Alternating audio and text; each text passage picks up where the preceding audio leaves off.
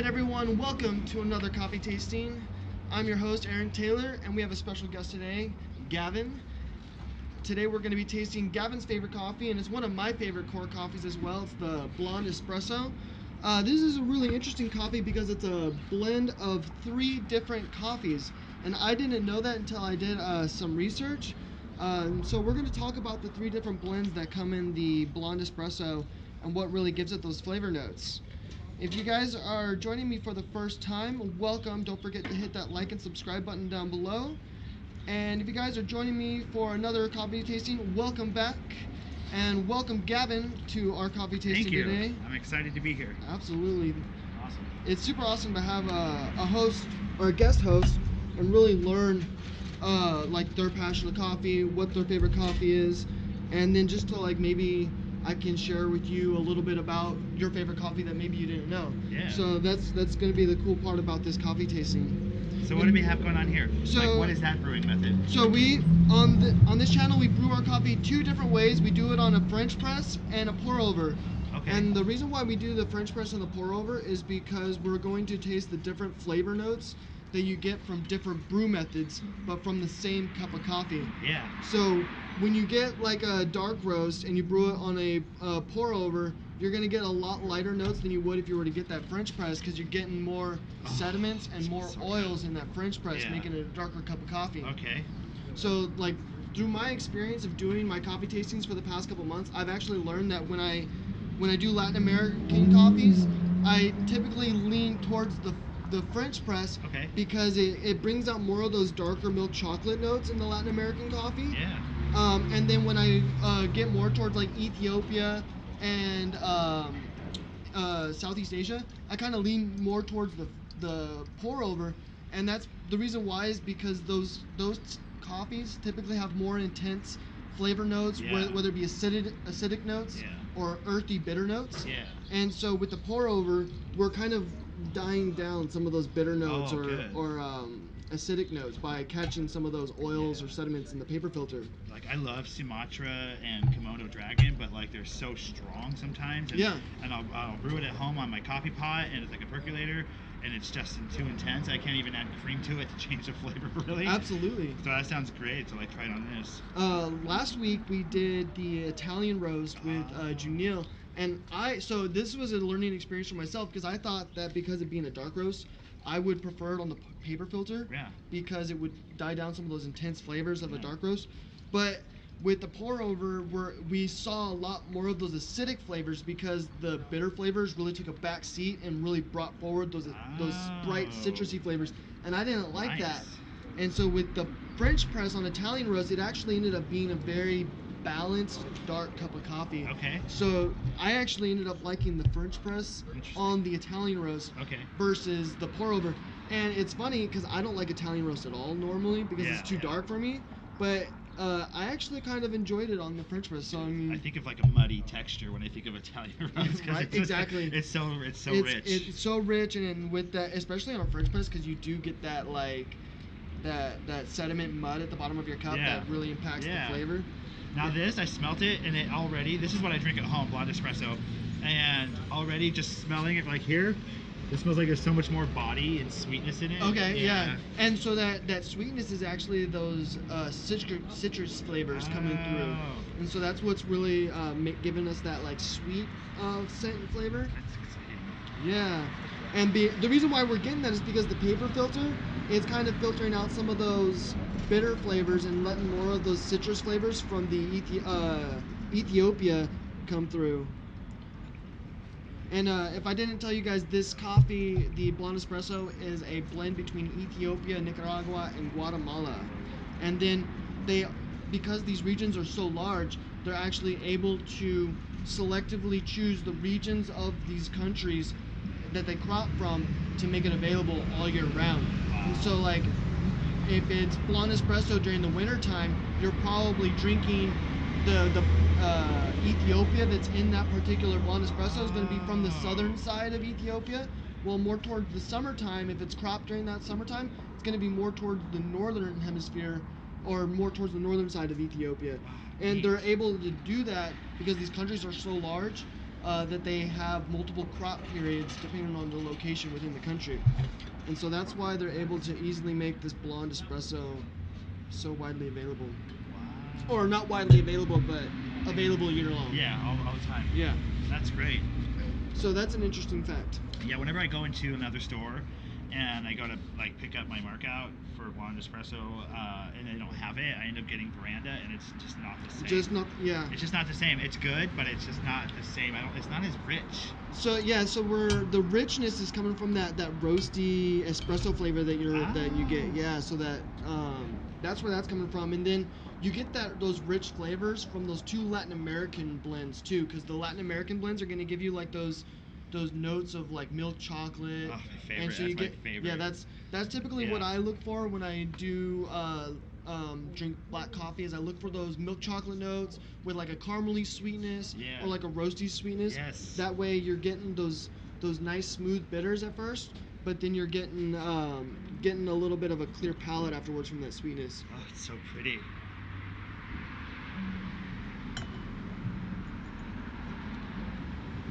I did not know that there were 3 different coffees in the blonde espresso. Yeah, so that's awesome. This isn't just a learning experience for the viewers here, but it's a learning experience for myself as well when I do my research and look up these coffees, because I thought that the blonde espresso was just a straight up Latin American blend.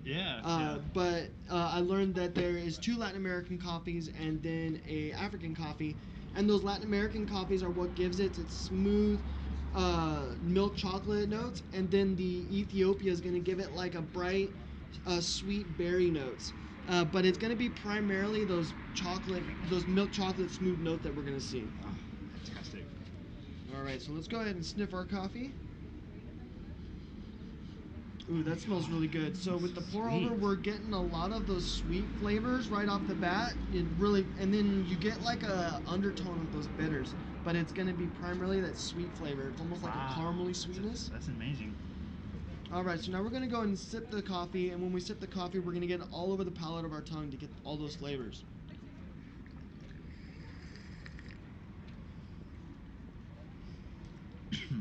That is really good. So with the flavors that we're getting with this coffee, we're getting like a little bit of those bright acidic flavors on the sides of our tongue, and then we're getting a little bit of a bitterness as well towards the center. Like a lemon almost. And exactly. And then it's interesting because like that bright acidic flavor is almost on the borderline of where you taste that citrus flavor and where it almost hits the bitter part of your tongue. Like it just sits there. That's interesting. That's really good. And then as the palate clears and we like let the taste linger away, we're getting bitter notes, and those bitter notes are those milk chocolate notes that you get from the Latin American coffee. So we get that initial citric punch from that Ethiopia blend, and then we're getting that smooth mellowness from the Latin American milk chocolate notes. Like, you ever walk through or been around like a bunch of lemon trees and you just can smell like the citrus on the leaves itself? It's so neat, because like at first I get that, and then I get like this smooth undertone of like a milk chocolate afterwards. Absolutely. That is so complex. Like, I had no idea like it could be that, that bold. Well, and then just analyzing the coffee too, as you sip it, it's interesting to learn the different flavor notes that you're getting, because especially when you start to go from different coffee to different coffee, and then you really start to experience the different flavors, because they're really not there when you just drinking like one cup and you don't really know it's just coffee. But once you start to explore the different flavors, you really start to experience like, wow, that does have like almost like an melted M&M flavor to it. Yeah. Now, like so at home I use just a regular coffee pot and a like 10-cup brewer. Yeah.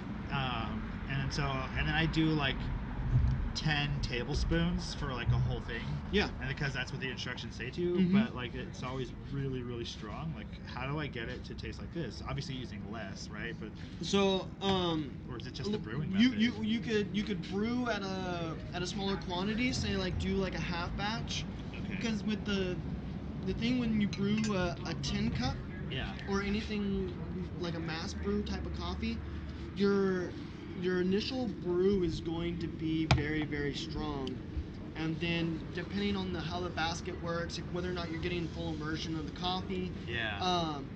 The flavors that you're getting towards the end of the brew, because you're going through so much water, it might not be as consistent as it should be. Okay. So having like a more refined, like, one cup brew, we're making sure that we're getting the exact amount of grinds and the exact amount of water.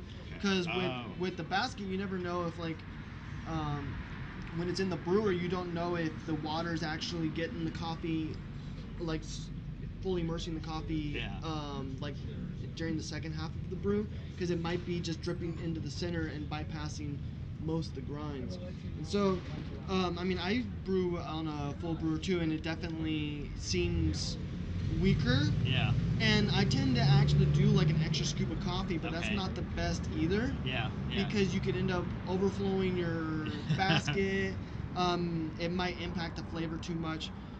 So yeah, it's hard. It's hard to get that same quality brew in say in our drip brewer. Yeah. It's just it's a flat bottom. So like I noticed, because I have a cone at home, and so I'll put it in and it'll be one level, and then like when I come to dump the wet grounds, they've expanded and it's almost to the very top of the filter, and but yet like there's like a hole straight in the middle. Yeah. Right? So that's probably what's happening is towards the late of the brew, a lot of the grinds get pushed towards the side, and then it's just it's really just water. It's water brewing with maybe now 20 grams of espresso beans versus with the 56 or whatever you're supposed to be brewing with. So stray away from cone filters. Yeah. Well, and then that's why preference, I guess. With the brewing method, when you're doing a paper filter, I don't know if you noticed as well, is when you do it, you want to let it breathe. There's a specific term to it where you let the blooming. Almost, yeah, blooming. Right? There you go. You let it bloom. Yeah. You let the trapped air inside the grinds to come out. I love that. And so when you don't let the air come out, if you don't let it bloom, that air gets trapped at the bottom of the cone, and so the water starts to get trapped on top of the air, and that's what causes a super long brew. Okay. And then if you get a super long brew, then you're gonna get a super bitter cup of coffee. And cold. Exactly. That's what I run into, and maybe that's because I'm not allowing a chance So letting your coffee bloom when you're brewing a pour over is very important, not just for time convenience, but also making sure that the flavors that you're getting are proper, because that water sitting on top of the coffee too long can impact the flavor in a negative way. We are going to serve ourselves some French press if you want to dump your coffee or chug it. I wouldn't want to waste coffee. Exactly, especially blonde espresso quality. I'm surprised. So how long do we let that sit? I'm so used to... So 5 minutes we're going to do the French press. Okay. We probably let it brew a little bit longer than 5 minutes, maybe 6 minutes. That's all right. But I did plunge it while we were talking. Wow, look at that. It's so light still. Right? And then what's interesting too is we're getting that crema on the French press too. Yeah. Right here that you would normally see in in an espresso. Yeah. And so we're getting that full body texture. I'm telling you though, I'll be honest, the other one was darker, so I'm kind of wondering. I'm curious, but so this might bring out more of we're gonna see more complex flavors, because we're gonna get more citrus flavors and more bitters. Wow. But that citrus flavors, because it's gonna be really hot right now, it's gonna be very, very bright. Oh, that smells so good. It smells better than the pour over. Yeah. It smells very bright. Yeah, I could tell. With this, I probably won't ever even want to put creamer in it. That's crazy. Oh wow. Oh my god, it's so smooth. I was gonna say the same thing. It's literally super smooth. Oh my god, there's no bite, but I still taste the citrusy. It's got that citrus flavor. Yeah. But so what's happening right now is, because before with the pour over, we could actually really taste those citrus flavors, because it was that first thing that impacted our tongue right off the bat. It was almost overpowering a little bit. Exactly. But still good. But it wasn't over. It took, what I like to say is, it takes the front seat of the cup. Oh, that's good. Because if it's overpowering, then it's negative. No, because it did change. It did change. In the pour over, the acidic flavors really drive the cup of coffee. Got you. Well, this one, it's nice, because the French press on the blonde espresso, it's almost like they're one's a co-pilot and the other one's a pilot, Gotcha. where they both have control of the cup of coffee, and that's why we're seeing that balance. Because if the bitter flavors were, if the citric flavors took the back seat, we would be really seeing those bitter flavors up front and really getting that impact of the bitters, and then those citric flavors would be kind of like really undertoned. But because it's such a balanced cup of coffee, we're getting that smooth flavor. Getting everything. It's not even. And so, then, so it's like a backseat driver. I can call that a lot. That's amazing. This is really nice. Another thing I really like about the blonde espresso is it doesn't. There's no lingering effects. I want some more. Absolutely, help yourself. That's amazing. So it leaves you with a very clean palate. You don't need to pair it with any food items. You don't need to add milk or cream or sugar. Yeah. It's got a really nice, clean mouthfeel. So one of the things that I look for in coffee as well when I like to drink my black coffee is what are the flavors that you get afterwards. And some coffees have a really long-lasting impact on your tongue after you've drinking your coffee and you've let the palate clear. This one we're not seeing a whole lot. We after I've let it go away for a little bit, I do get a little bit of dryness, but it might be just because it's hot outside. I'm getting like floral notes, like and those floral notes are going to cause that dry mouth feeling, and it's almost like wine. Yeah. So it's to combat that feeling in the dry mouth feeling in your mouth. You want like something savory, like something salty, something that would go really well like with this cup of coffee. A butter croissant. What I was thinking is maybe like the Creminelli's salami tray. So then you get like that salty salami. That's interesting. With the I would have cheese. never thought of that. Yeah, That's great though. So something savory. So this would be like a great brunch coffee, like something you have like. It's like good coffee. You can tell. Halfway to dinner, and you're drinking coffee, but you need something a little bit of savory, but you don't want to ruin dinner. So you have a little bit of salami and cheese with some coffee. It's really good. Yeah, that's fantastic. Yeah, I can keep drinking it. Yes. So it's crazy. Like I'll make a French press sometimes, and I just have one of those metal ones, those big ones. You can't really see inside of it, and I'll boil water, and then I just use the scoops that came with the French press itself that I got here from work, and then and for a while I was doing like a French press in the morning and then brewing also the 10 cup because my roommate he and I both drink coffee before work. I wake up and I would make this thing and I would be drinking that, but it would have so much like a resiny texture to the whole thing from the first cup down, and I kind of like I didn't like that because it made me feel nauseous, and and I had to put a lot of creamer in it so I could drink it. Whereas and that's in your 10 cup brewer? No, that's in the French press I was using. That's because I was doing it wrong. Because like this here, like I thought like the darker the color of the coffee, the more balanced it would be, but the reality is what I'm finding here is the lighter the coffee, the easier it is to process. What were you doing wrong about were you doing too much grinds? Was it too fine? Probably too fine. Probably too fine, I think. Or too too fine. Because for a while I was trying to grind it at home. Okay. And got it.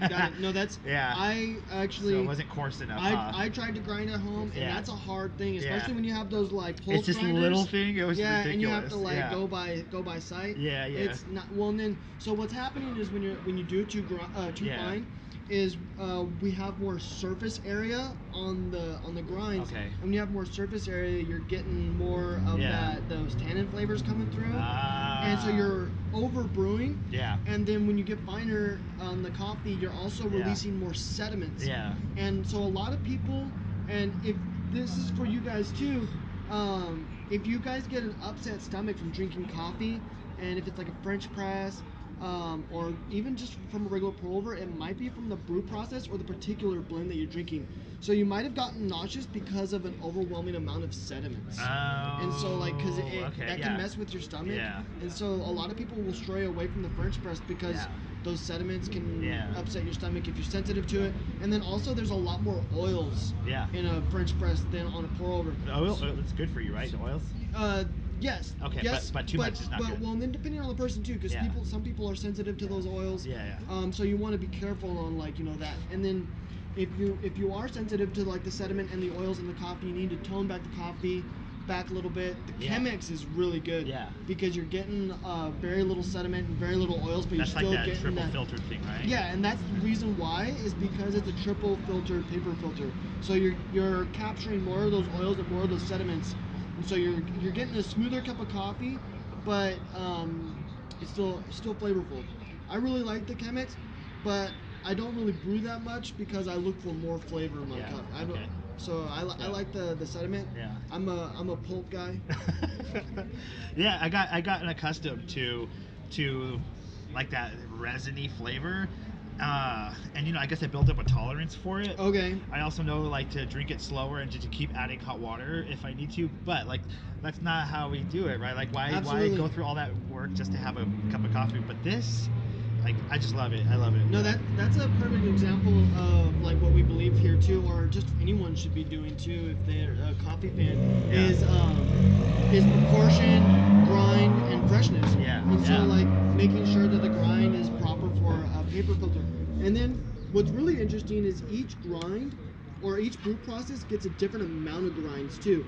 And so like a lot of people say like, oh, the French press has more caffeine because you have 56 grams versus 30 grams, and that's not necessarily true because we actually have more cups of coffee in here versus the this was strong, but like this is like balanced. Like I don't need any cream with this. Exactly. I'm still drinking it. Like that's crazy. Like typically I want some vanilla, some hazelnut, or some white mocha in there just to like change the flavor. But like I like this. I feel caffeinated. That's right. Yes. And well, and what's nice too is it's a really nice smooth flavor. And so now we're going to talk a little bit about the this particular blend of coffee. And so something that I didn't know until I researched it was the blonde espresso is actually consists of 3 different blends, and those blends are Ethiopia, Nicaragua, and Guatemala. And so with those bright citric flavors that we're getting, that's going to be from those Ethiopia beans, and that's because typically in that region they like to sun dry their beans, and when they sun dry the beans, the cherries on the beans turn into pretty much raisins, and what happens is the moisture inside the cherry gets absorbed into the bean, so that's why we see those bright citrusy flavors. Now in Latin America, they don't have the option to sun dry in most areas because they don't have the right the right kind of air to sun dry. It's probably super humid, right? Well, yeah, exactly. So the humidity in the air doesn't allow them to sun dry. So if they were to try and sun dry on beds in most parts of Latin America, they would actually end up with moldy cherries because it just doesn't work. And so that's actually why they do a semi-wash, or no, a fully wash in Latin America. And so with the full wash, we're getting less of those citric flavors and more of those like bourbon flavors with like those chocolate bitters.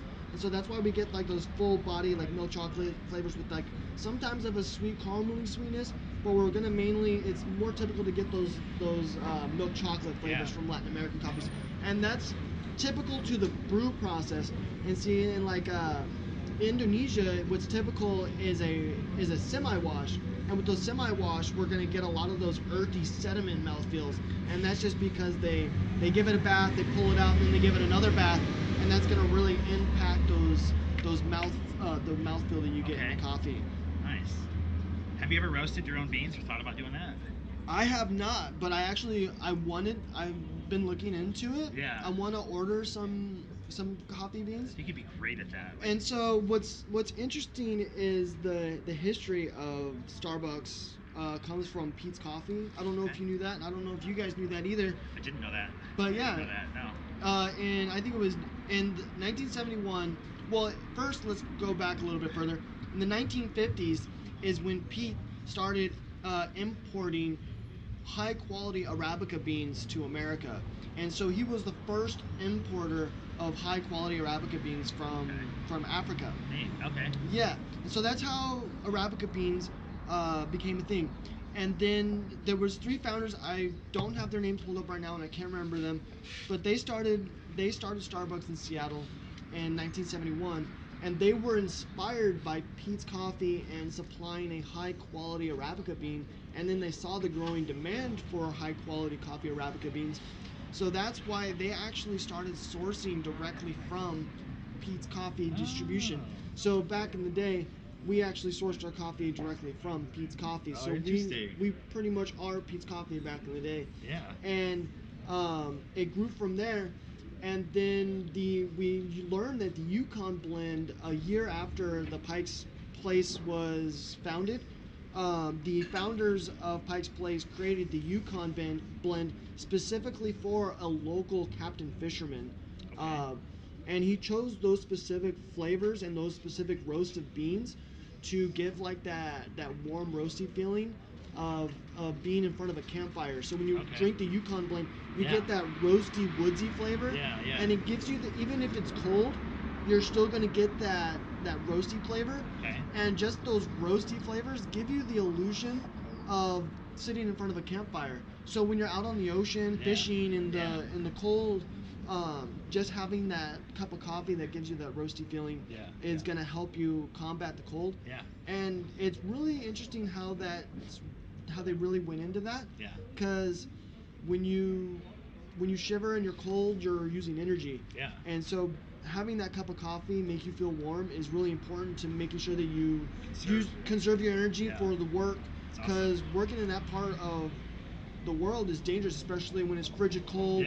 You could succumb to hypothermia and other things. So it's and if you really keep drinking whiskey to stay warm, then you get drunk and fall asleep, and then a bear comes and eats you. Well, or you fall overboard. You fall overboard. Yeah. Oh, that's true, huh? Ooh, no, thank you. Yeah, and so I'll take the coffee. If you want to serve yourself more coffee, go right ahead, Gavin. Awesome. Yeah. All you. And so, what's really cool is the Ethiopia blend that we have in here. So the Ethiopia is the origin of all coffee. So every coffee that you drink can date back to coffee from Ethiopia. That's great. The first documented discovery of coffee was in Ethiopia by Aldi the goat herder. Yes, I love this story. Yes. So he actually noticed that his goats were getting elated from eating these cherries, and so, like any smart guy, he decided to eat them himself. And he found that he got extra energy. Well, that was fun. Yeah. And so he got extra energy, and he's just like, you know what, this is great. Yes. And so, I mean, I know you can relate to I channel my inner goat every chance I get. That's right. Yes, and I like to share that energy. Yes. And then with the Latin American coffee, I love the Latin American coffee because of how it impacts the farmers and the community from Latin America. Yeah. Because coffee didn't make its way to Latin America until the 1700s, and there was a lot of stuff going on during that time period with agricultural science and like a downslide in certain things. So you have a lot of crops that's not being demanded anymore, like bananas and stuff. And so a lot of people who relied on certain crops that aren't selling anymore because these certain crops are being grown in other parts of the world, where at one time, that was the only place where you got that specific resource. Now that they're growing in other parts of the world, people aren't requiring it from you. So these people in Latin America, they saw like a decline in sales of the local crops that they were normally growing. And so coffee made its way to Latin America in the 1700s. And in certain parts of the area it didn't thrive, but in like Nicaragua and Guatemala it really thrived because you have those rich volcanic soils, the lush forests, so you have those foliages coming down. And so it really supplied that nitrogen in the soil to really feed those plants to make like the lush, rich coffee that it is today. I love coffees that come from high altitudes. Something about it's been there typically the Latin American coffees, but like the Cassis Cielo. That one for some reason, and that's got that volcanic ash you're talking about. It's got the high altitude. Absolutely. And the mixtures in the soils, like something about that coffee, it just makes it so balanced. Like, and this here, like I tell you not, like the last cup I just poured right now tastes exactly the same as the first cup. Absolutely. It's consistent all the way through. I wasn't prepared for that. I was expecting it to be stronger towards the end, and I'd have to stop drinking it. That's why I put my cup down. I was like, oh, I don't want to get. So another thing about that too, what's probably happening with that is when you pour the whole French press into a single cup of coffee, or like into a single cup, and I get this a lot too, where it starts to get intense towards the cup of the coffee because it's a French press, and you start to see a lot of those sediments at the cup of your coffee. You get like that mud. With this, because we're doing like small single serves, we're actually, a lot of the sediment is actually down on the bottom of our French press right now. Oh, so it's not getting into our cup. Yeah, while we're serving ourselves. I mean, we're still seeing a little bit of the sediment. I got a little bit. It's okay. It's like a good in there, amount. But that's like, you know, that's required to give us that flavor. Yeah. But we're not going to see that intense mud at the cup of our coffee. Yeah.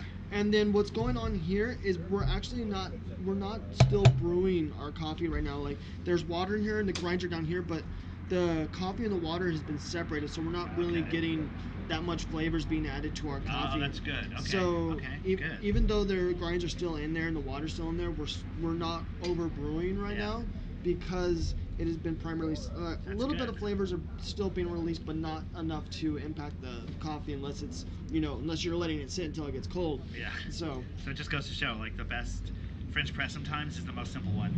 Absolutely. I think because something looks fancy or because it looks expensive or it's shiny, that is going to give me a better cup of coffee. But the reality is that right there is good. Just listen to me. I'm caffeinated. I feel great. I'm ready to start my day. Absolutely, yeah. It's so fun. Awesome. Cool, man. Well, thank you, Gavin, for joining me in today's coffee tasting. Thanks for having me. And thank you guys for joining today on today's coffee tasting, and everyone thank Gavin for joining us. Thanks for having me. Absolutely. This has been fun. Absolutely. Cool. All right. That is it for today's coffee tasting.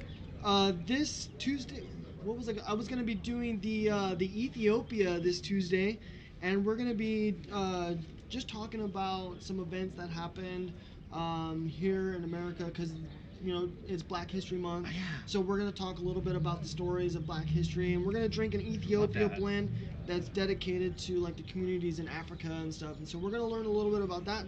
So that's what Tuesday is all about.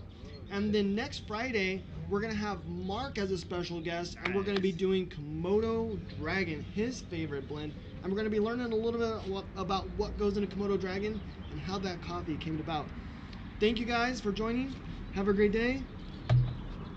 Awesome. Yeah, thank you guys so much for joining. Actually, this guy passing by, he's the one that mentioned the Greek coffee. I'm going to grab him and ask him, hey, what was that coffee called? Fredo Espresso. Fredo Espresso. Okay, we're doing a little coffee seminar here. Seminar. Okay. I want to figure out what that is. Fredo Espresso. So what's Fredo Espresso? It's a Greek drink. It's like a few ice cubes, light roast espresso with a little bit of like cold cream. Okay. Okay. All right. Got it. Cool. And that's like a Greek originated drink? Okay, I'll have to check it out. Yeah, check it out. Definitely. Cool. Super good. Awesome. Right on. Yeah. I was just telling him about that today. I was like, oh, I wish I could see that guy again. Yeah. Hey, there you are. He is. All right. Awesome. All right, guys. Thank you, Gavin. Yeah, and thanks, then Aaron. We're going to do one more recording.